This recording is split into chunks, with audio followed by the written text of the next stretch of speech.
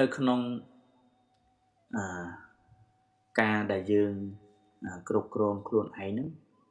គឺវាមានការប៉ះពាល់មកពីto conquer oneself is a greater victory than to conquer thousands in the battle នៅក្នុងនេះគេនិយាយអំពីទ្រឹស្ដីដែលព្រះសម្មាសម្ពុទ្ធលោកបានសម្ដែងនៅក្នុងគាថាធម្មបទ to conquer oneself is a greater victory than to conquer thousands in the battle ការយកឈ្នះមនុស្សរាប់ពាន់រាប់ម៉ឺននាក់មិនស្មើនឹងការយកឈ្នះខ្លួនឯងអញ្ចឹងការយកឈ្នះខ្លួនឯងប្រសើរជាងយកឈ្នះមនុស្សរាប់ពាន់រាប់ម៉ឺននាក់អញ្ចឹងលោកអធិប្បាយទៀតនៅក្នុងភាសាអង់គ្លេស oneself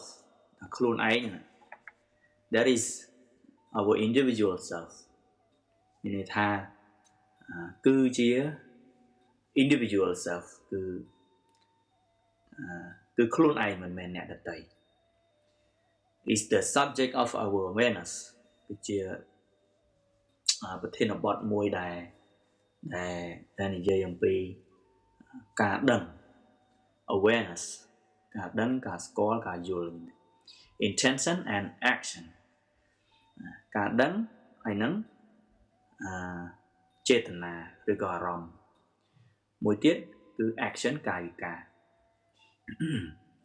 here it mean the true self គឺស្គាល់ខ្លួនឯងការពិតនៃខ្លួនឯង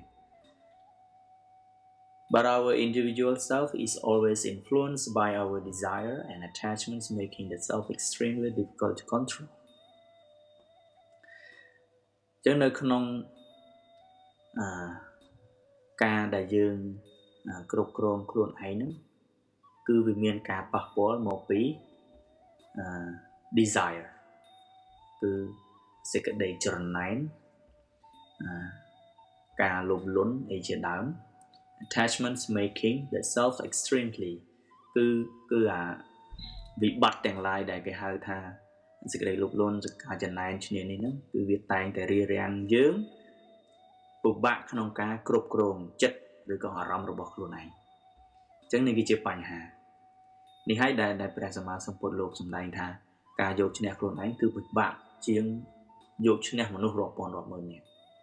ទប់ទល់នឹងកិលេសតណ្ហារបស់ខ្លួនឯងគឺវាពិបាកណាស់អញ្ចឹងធម៌ដែលព្រះសម្មាសម្ពុទ្ធលោកបានសម្ដែងហ្នឹងគឺសិតតែជាធម៌អប់រំផ្លូវចិត្តរបស់ខ្លួនឯងទាំងអស់គឺមិនមែនជាធម៌ដែលព្រះសម្មាសម្ពុទ្ធលោកសម្ដែង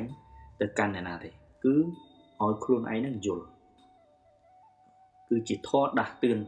សតិស្មារតីរបស់ខ្លួនឯងជាធម៌ដែលព្រះសម្មាសម្ពុទ្ធលោកសម្ដែងឲ្យយើងរៀបរៀងនៅអកុសលទាំងឡាយដែលវានៅកំពុងតែត្រាំនៅក្នុងចិត្ត